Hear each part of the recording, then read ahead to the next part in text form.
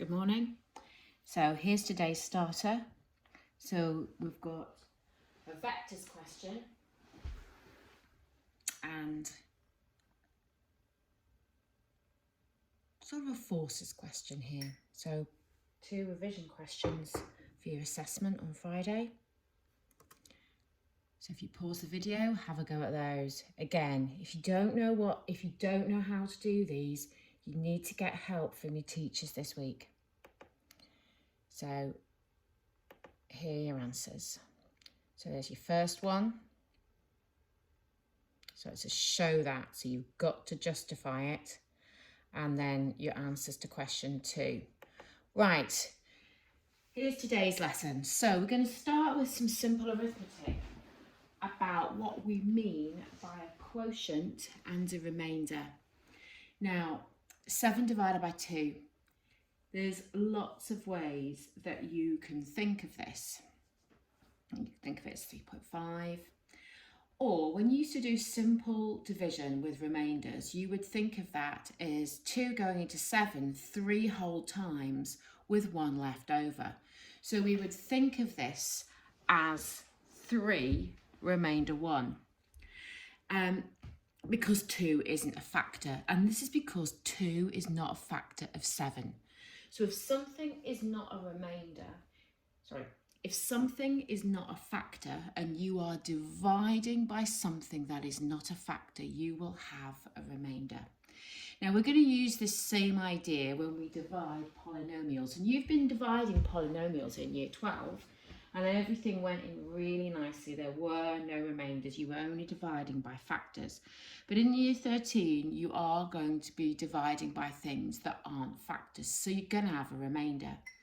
Now, of course, 7 over 2 could be written as 3.5, but, you know, it is a little bit of a confusing way to write something. It's not great notation, and you'll know that from when you ever tried to do mixed numbers on your Casio calculator. You had to do like a special thing, because if you just type in 3 and then a half into your calculator, it will multiply 3 by a half, and it will actually write that as 1.5 rather than the 3.5 that you want it to be.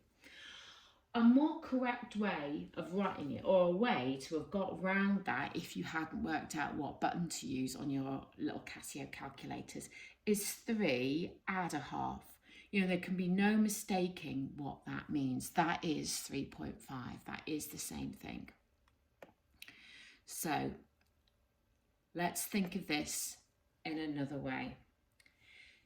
7 over 2, or 7 divided by 2, is 3 remainder 1, which can be written as 2 lots of 3 plus 1. So this 3 is your quotient. The amount of times this wholly goes in, what you're dividing by wholly goes in to something, is your quotient.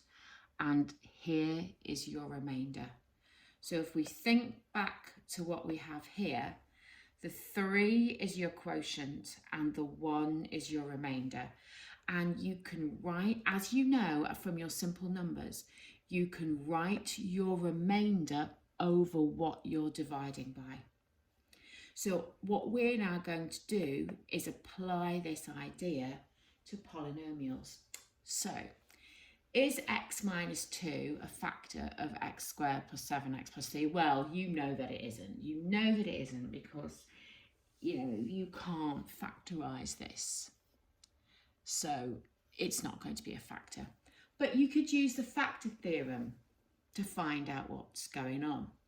So if I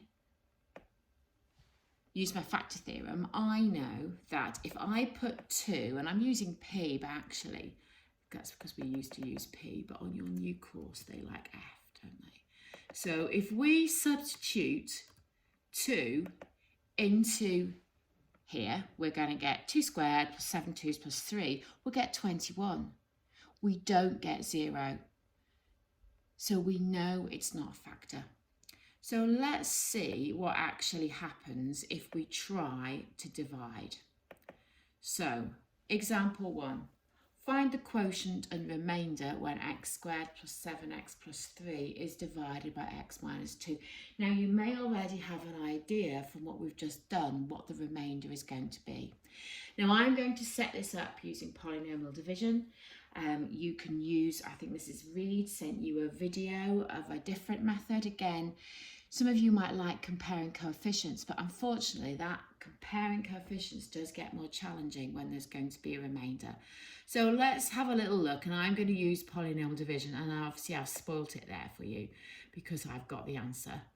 But if I wipe those out, that might make life a little bit easier so I can talk you through it a little bit.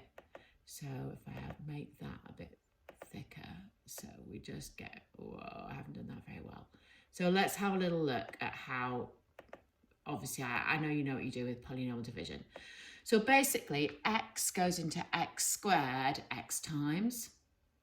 So I'll get my rubber.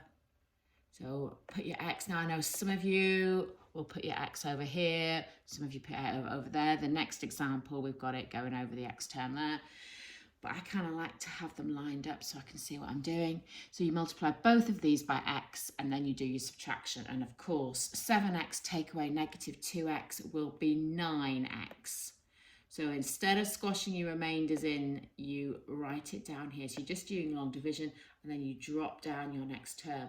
X goes into 9x, 9 times, positive 9 times.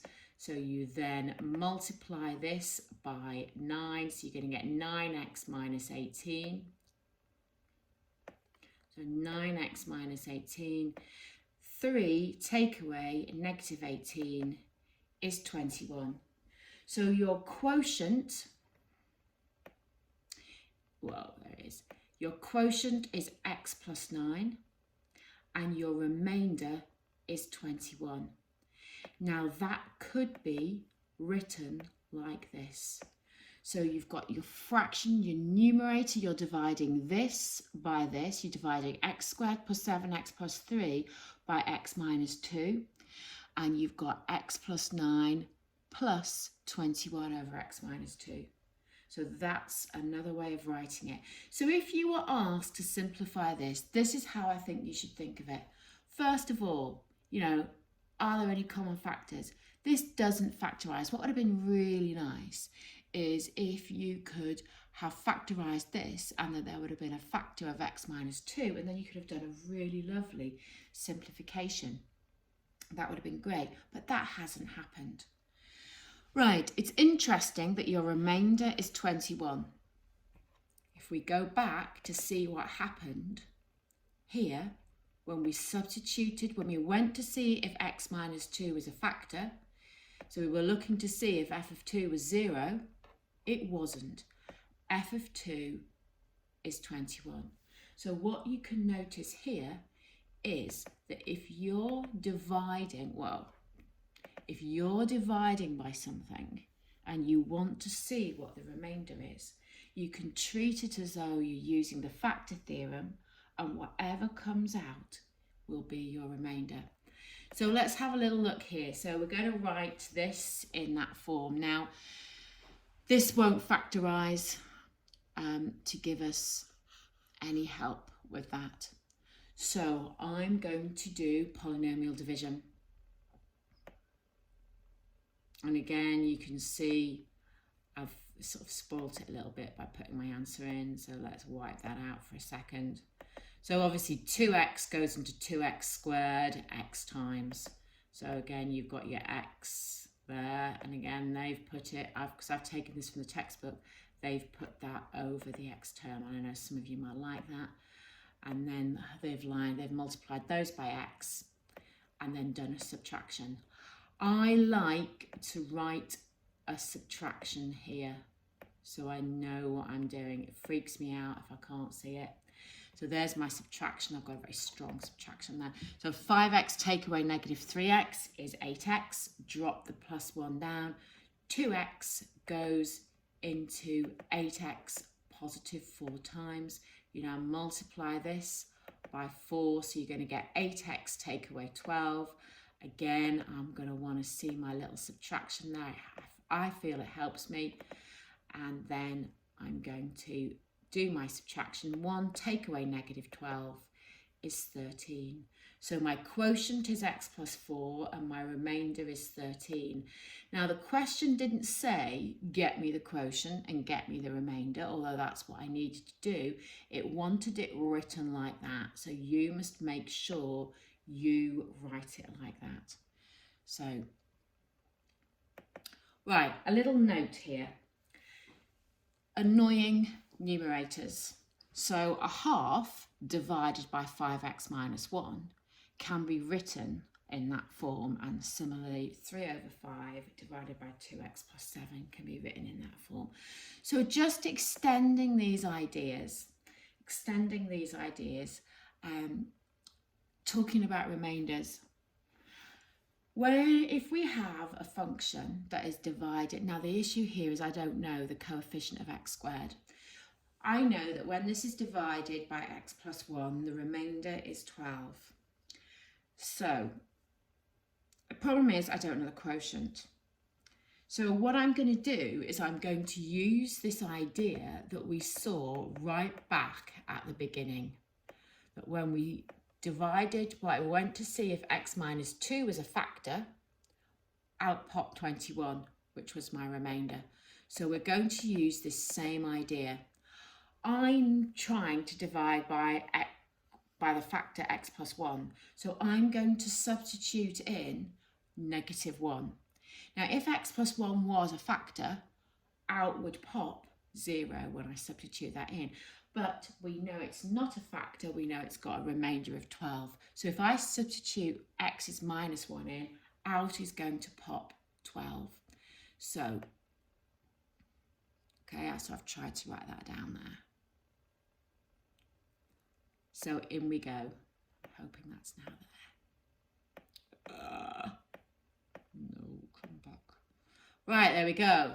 So if I substitute negative 1 into here, so x cubed plus a times x squared minus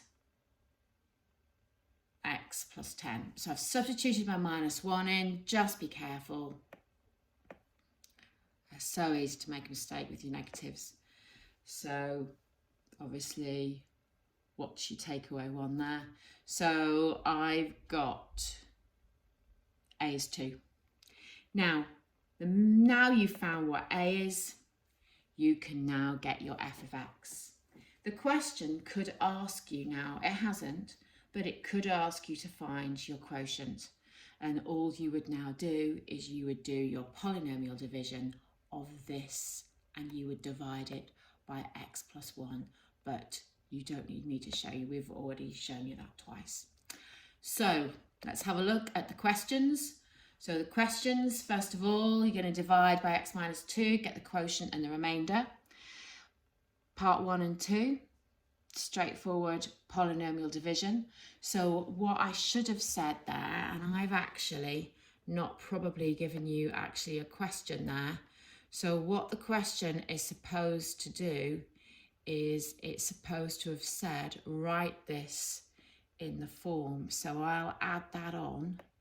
So if we can just quickly add that on, otherwise you've got a bit of a dodgy question there. So if we just go back into this, so I'll just tell you where I've taken this question from. So I've taken this question, this is question 4 in your exercise, and I didn't do the first 2. So if you do look at question 4, you can see I've only taken part B. Part A is pretty nasty. As a first question, I thought part A was pretty unpleasant. But so you could, if you wanted to stretch yourself a little bit more, you could have a go at part A of question 4. So that's a bit better, isn't it? So you've actually got a question now. And so there we have your question 2.